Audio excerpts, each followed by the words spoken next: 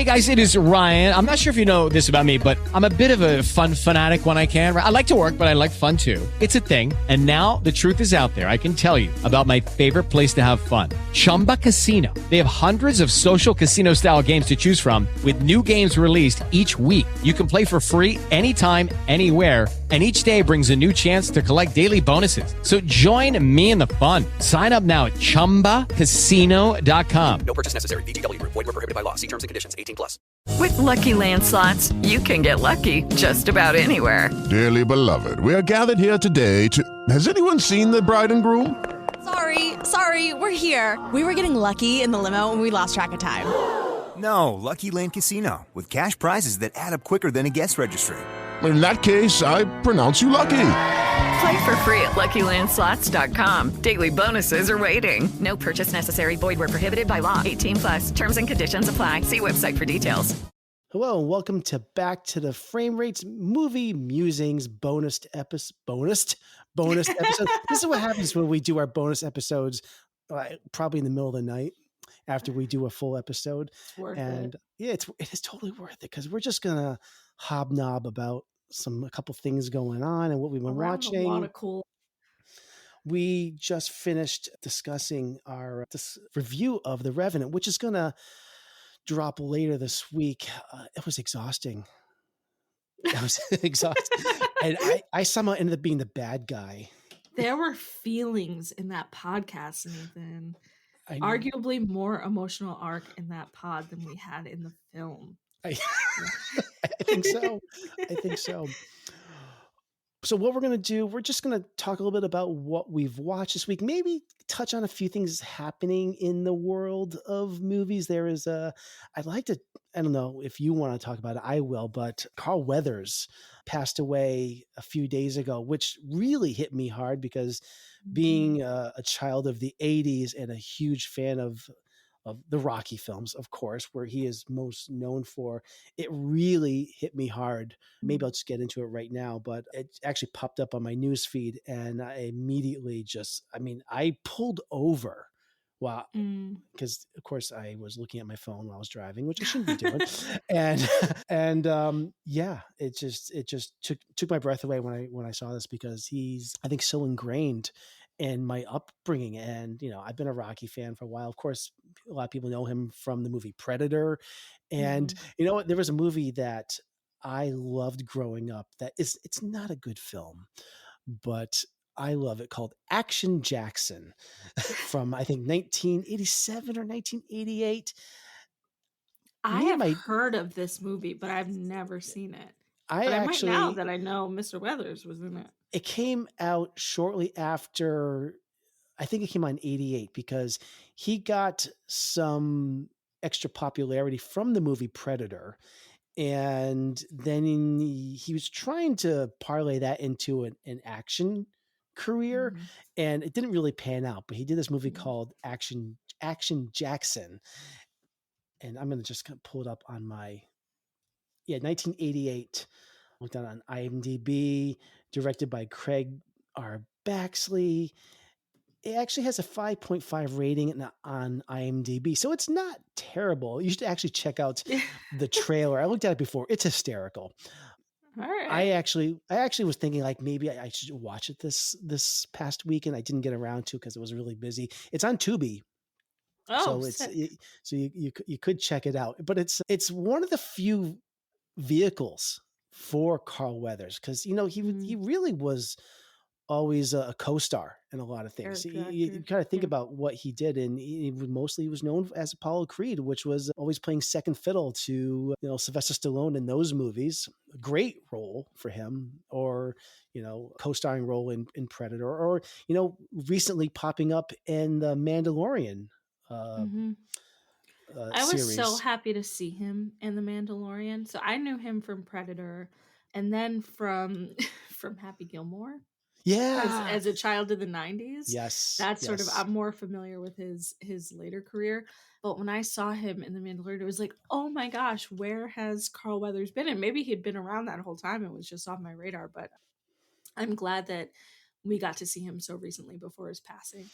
Yeah, and there's a a commercial that's circulating right now that also features Rob Gronkowski, tight end for the Patriots and the Tampa Bay Oh, I Buccaneers. know all about Gronk. Yeah. You know, so it's part of this whole Super Bowl promotion where what was it, the Kick of Destiny or whatever it is. I don't know if you've seen the commercial that's been airing a lot on TV right now, where Rob Gronkowski misses this field goal, but he has another shot at redemption to kick the field goal. And Carl Weathers shows up in a motorcycle and with a little sidecar and picks him up. This commercial has started airing only like a week and a half ago, like crazy. And they're already having to like pull the ad and adjust it. And it's this great moment with Carl Weathers. And it's so sad that, you know, even up until the last couple of weeks, he's prolific in these types of things. I mean, and it's just so sad because he was only 76. And you just don't think about him. He seems like he was somebody that would continue to put out, be part of these shows and movies going for a long time. So it's quite sad. There's some wonderful statements put out from Sylvester Stallone and even Arnold Schwarzenegger, who was great friends with him ever since they worked together on the Predator movie. But yeah, very, very, very sad, very unfortunate of his passing. So that happened on February 1st, 4 days ago or 5 days ago from our recording. So yeah, so I just wanted to acknowledge his passing, which is quite sad. Another thing I wanted to mention before we get into what we've watched, I wanted to mention this a couple weeks ago, and I didn't have a chance, is the passing of director Norman Jewison. Now, he's done so many films, but most of them I actually haven't seen, and I don't know. Are you familiar with a lot of his work? Yeah, actually, I kind of am. So I'm a huge Moonstruck fan. Anyone who has listened to our podcast, anyone who has unfortunately heard any behind the scenes, I talk about Moonstruck all the time. It's an incredible film. I think it's like, for me, Moonstruck is like the My Cousin Vinny of just being Italian. Like, it's perfect. Right. So I just think that's awesome. But I also grew up with a mom who was just really into his movies, like Jesus Christ Superstar, In the Heat of the Night, watch Fiddler. Well, that's the movie that I connect with the most. I love In the Heat of the Night. And I've seen that maybe 4 or 5 times or so. Yeah. But that movie is you could canon easily for me. That another 100 times and it would be good. Yeah. But just I keep looking at his filmography and it's incredible, but it's also like, it makes me like hate myself because like I have so many of these, like these are just incredible titles that like, why haven't I watched these? Cincinnati Kid, I have not seen. The Fiddler on the Roof, I don't know if I have seen that movie in its entirety, which is embarrassing to say because, you know, I was brought up Jewish. It is probably my mom's favorite movie of all time, maybe after The Sound of Music. She'd go around the house singing all the songs from Fiddler on the Roof. Topol, I think, was her favorite actor. Sure. So I saw that. Rollerball's good. Have you seen Send Me No Flowers? No, I don't even know anything about it. Really. That's pretty cute. Send Me No Flowers, like I put in the same category as like Pillow Talk. I don't know if you've seen Pillow Talk with Doris Day, but it's just a sweet movie. Yeah. A few others on here. Again, Rollerball. I know I've seen it, and I don't know, can't recall much about it. Like the follow-up Fist with Sylvester Stallone. Actually, I don't think I have seen in its entirety. And Justice for All, pretty well-known Al Pacino movie. I don't believe I have seen either. So it keeps going down the list here. Moonstruck, I have seen. And then his later career, Other People's Money, a Danny DeVito film, I know I've seen. I don't think it was something I enjoyed that much. Late entry in his career, fantastic film with Denzel Washington, The Hurricane. I didn't even know he directed that, but that is a fantastic film. One of, I think, Denzel's better performances. Well, that's what I was just going to say before you mentioned that, is you read through his laundry list of credits, and I don't think if you were looking at them, you would necessarily know that he's the mastermind behind all these films. I wouldn't say he has a particular style that he adheres to super closely throughout his filmography. Definitely not, because you got kind of like silly comedies in here. You've got like guy Best just like making Friends. movies. Yeah, he did. He was a studio director. That's what it is. But nothing here he has writing credits for, and this is what a lot of directors did in this era. He's starting off in the early '60s, and he was just great at what he did. So yeah, let's see. He also had a pretty extensive television career as well, which is directing a lot of TV. So it's early in his career. So he cut his teeth in working in that medium. So yeah, very sad. This has inspired me to check out some of his movies as soon as I can, and I have to see what's streaming. But we can do a watch party. I this is something I thought about doing before we got into what we're going to be doing on our next retrospective, which we haven't announced yet. But I thought about, we did a Steven Spielberg retrospective. I thought about, in honor of Norman Jewison, maybe catch up on a few of these movies as a retrospective. I don't know how that would fly with all of our co-hosts, but this is something at least I might do at some point, is catch up on some of these. But yeah. So yeah, Norman Jewison, great career. And I really would like to see some of these films at some point. Let's talk about some of the things that we've seen this past week. I think it looks like you've in some things, not just in the film world, but maybe some things you've attended as well. Why don't you begin? I went to the Opera House here in Boston on Wednesday, and I got to see Moulin Rouge, and it's so good. Yeah. It's so good. We have to talk about it. Moulin Rouge, of course, a wonderful film, and I was like, how are they going to adapt this to the stage? Turns out, with ease, with grandeur, with beautiful set pieces, and even more pop songs. If you like jukebox musicals, get your butt in the seat. There were confetti cannons. There were sing-alongs. There was a live curtain before the show of dancers. And it was just every corner of that stage had something super interesting and fun to watch. It was faithful to the film, but it still felt new and exciting. It was perfectly cast. Yeah. Cannot recommend it enough. Deserved every Tony it won. This was at the Citizens Bank Opera House, right? In Boston. When this episode's going to air a few days from now. When does this production go through? Do you know?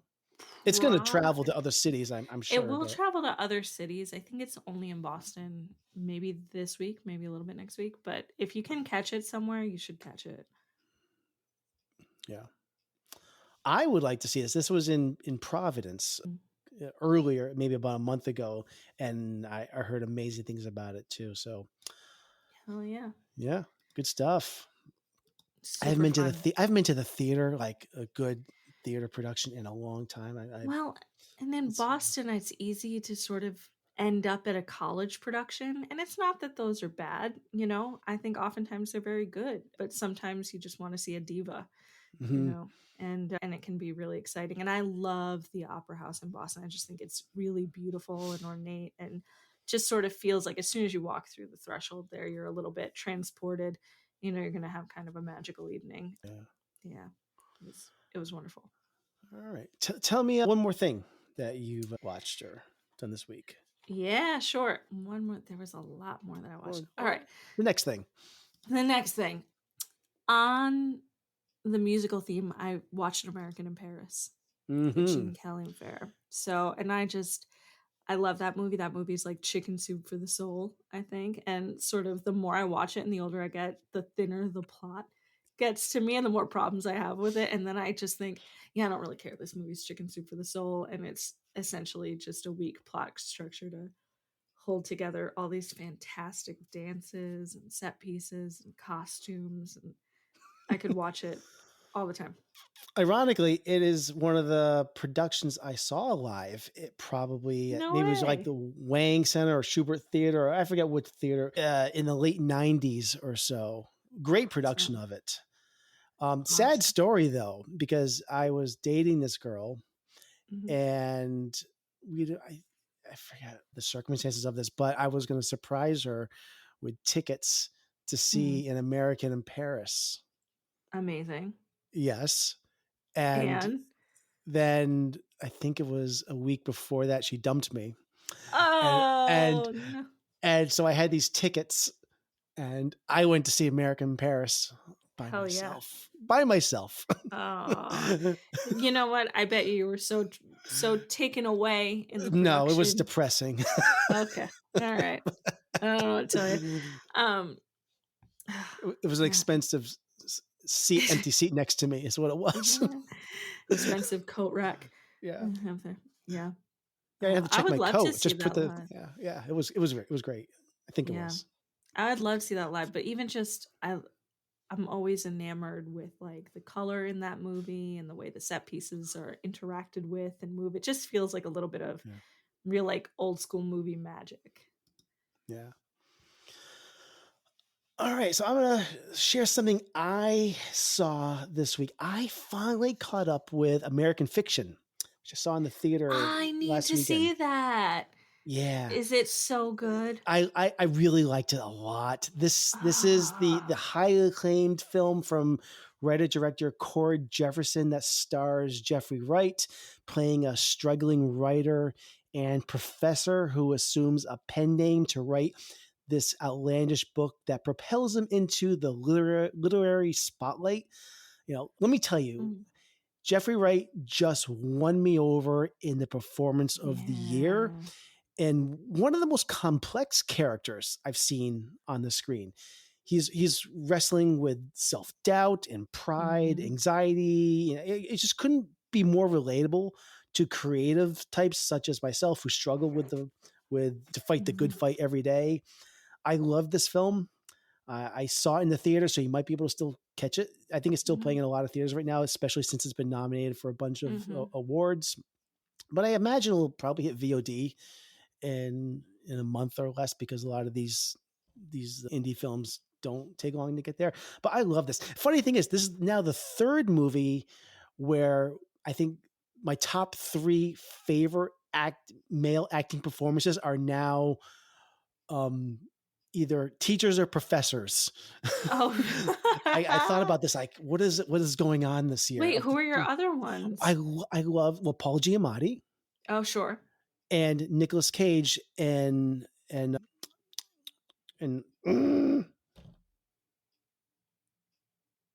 don't know which one. Oh, Nicolas Cage and Dream Scenario.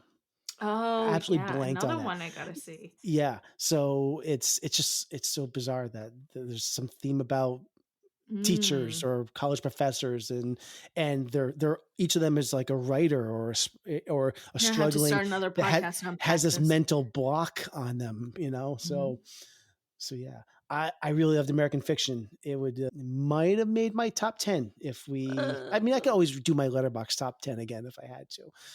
It'd probably be there. I know. I have to figure out what would knock off. That'd be hard. I hate to do that because they're like, oh, that movie was so good, but I don't want Godzilla -1 to come off my list now. But it would have to if it would be in my top 10.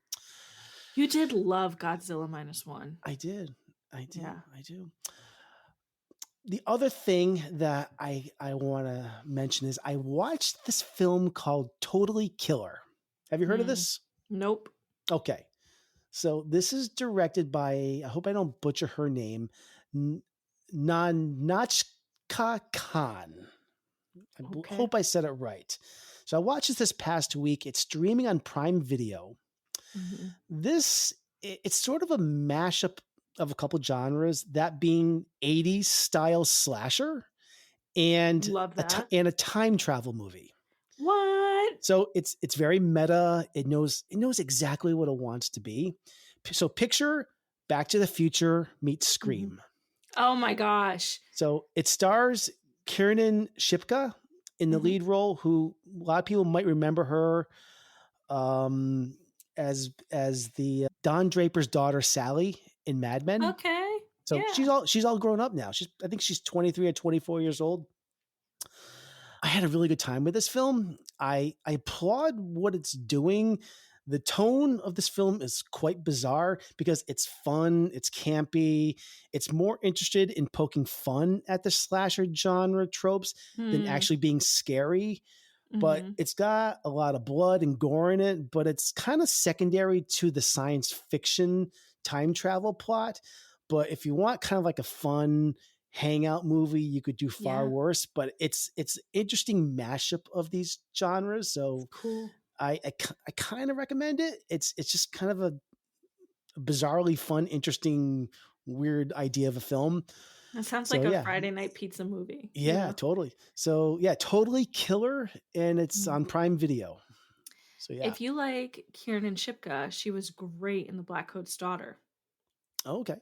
And that's another awesome movie. Like a little bit of a thriller, psychological suspense, that Okay. quote unquote elevated horror. I don't know if I like that term. I don't know where I land on that one, but it gets bandied about a lot. Yeah. And that's, I think, I can't think if there's really anything else I've been watching this week. I've kind of haven't had time to catch up in any of the series that I've been trying to finish. No, I did finish everything. No, I'm not really watching anything else. It was one other movie. Nope. That's it. That's it. That's all I've been doing. That's all you got. Well, I found out recently that my partner has not seen The Sopranos, and in my home, that is grounds for divorce. So, yeah, it's a real shame. I don't know how I let it go for as long as I did, but we're fixing it now. So we're going straight through. We're on season 5. It's been a blast. Oh, wow. Yeah, we're powering through The Sopranos. No TV show has successfully made me feel so hungry as often as watching The Sopranos. Oh my goodness, they are eating good on that show. It's fun to watch. I love it. Yeah. Anything else you want to highlight? Those are the big ones. Unless you really want to talk about Josie and the Pussycats, but I won't put you through it. Well, I actually have never seen it, but this might be the only opportunity you have to talk about Josie and the. I mean, no, that's not true. You can talk about it every week, and that would be your thing. That would be my thing. Why? So tell me, what is your reason for watching Josie and the Pussycats? Is this something you've seen before? Is it one of your favorite films, or what is it? It's not one of my favorite films, but it definitely feels just like the most fun time capsule of a film.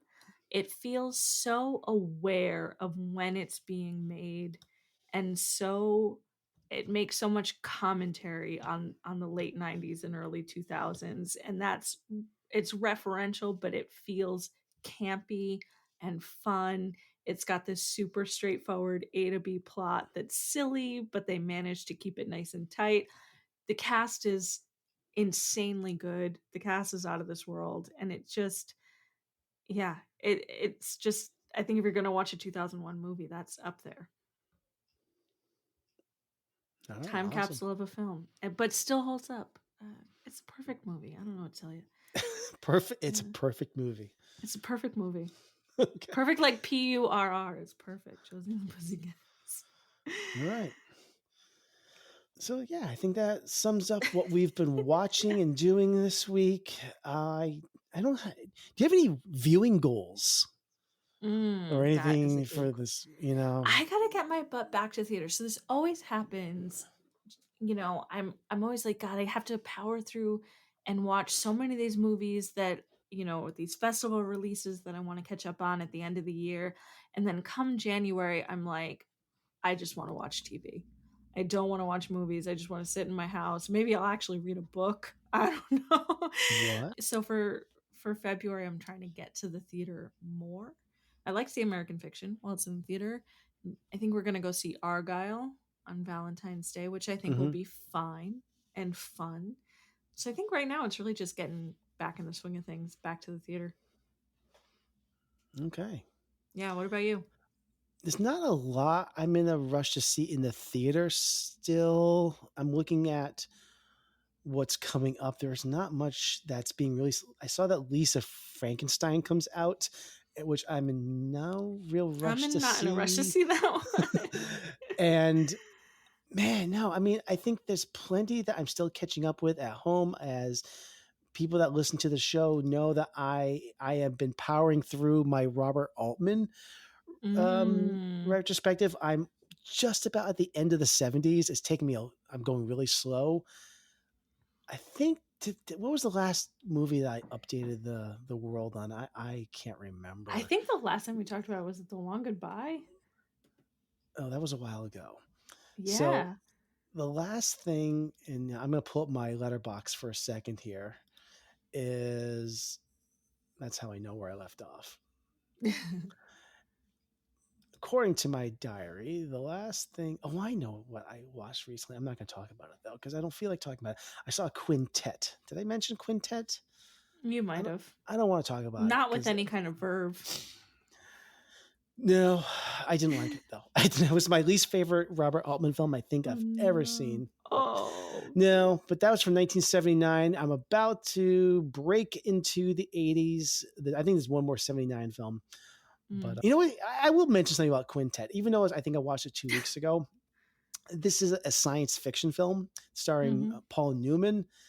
It's this really overly self-serious and kind of complicated movie. It takes place, I think, in the future or in this otherworldly snow planet.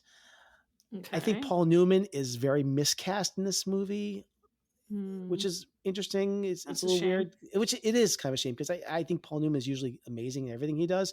Yeah. The only thing I'm going to say about this that I think is the most notable is that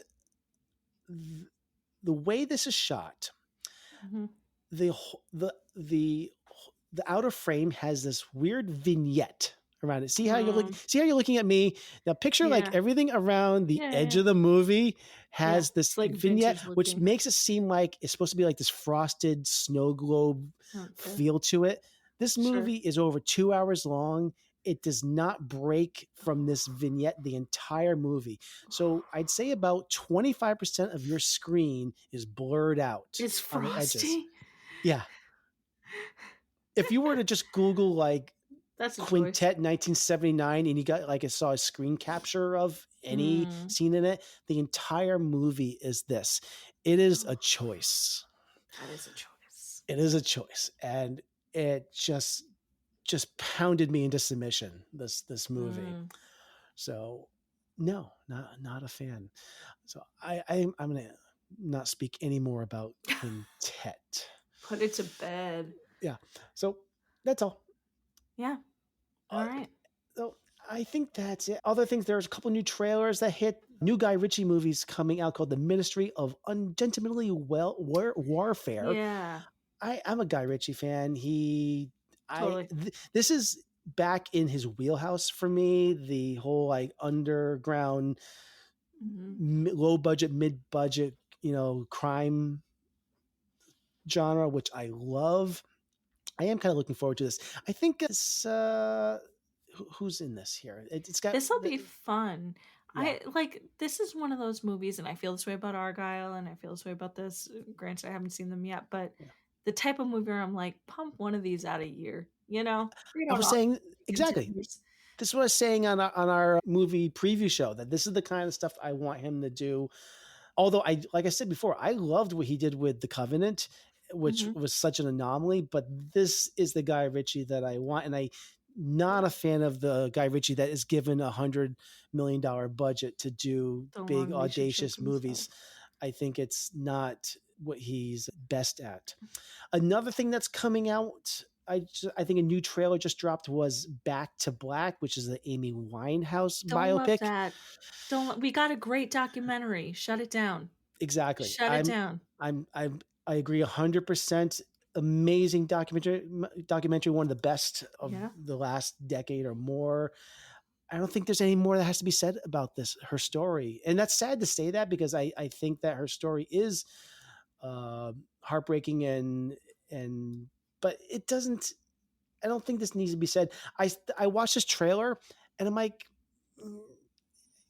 I don't know. I mean, I felt nothing. I really felt nothing. The dramatizing this story felt wrong. I don't know. And I feel bad saying that because cheap. is it a cash grab? I don't know who's producing No. this. I don't know who's behind this necessarily, but it When's doesn't. the last time you saw a good music biopic? My silence probably speaks volumes. I'm trying to think. I don't know. You know why? Because Walk Hard ruined that whole genre forever and ever. Yeah. And when I saw Bohemian Rhapsody, it basically broke it even further, if that was even possible. Yeah. Yeah, that was not good. That was not good. Yeah. Yeah. I mean, I'll go see One Love when it comes out.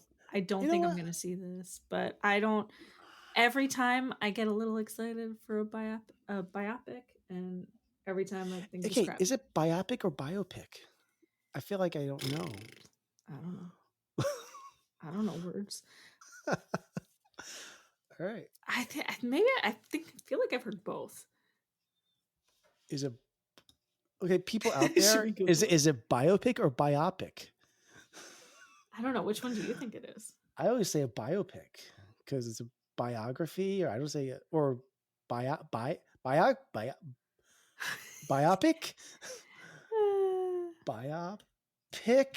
or biopic. Biopic sometimes spelled Yeah, like it's a bio-pic biographical picture. Like I get it, but I've been rhyming it with myopic. is the most common term used to refer to. It doesn't give me any help. The internet fails me here. Yeah. How to pronounce biopic? I'm gonna go. There's videos on this. How do you pronounce biopic or biopic? Listeners, tell us. What do you say? This is this month's poll. Yeah. How do you say Is it GIF or is it GIF or GIF? You know, it's probably biopic. I say stuff wrong all the time. Whatever. someone here from July 31st, 2020 says bye, like BYE, like bye, like at the very end of our show. Well, bye. Like after all, it's a biography.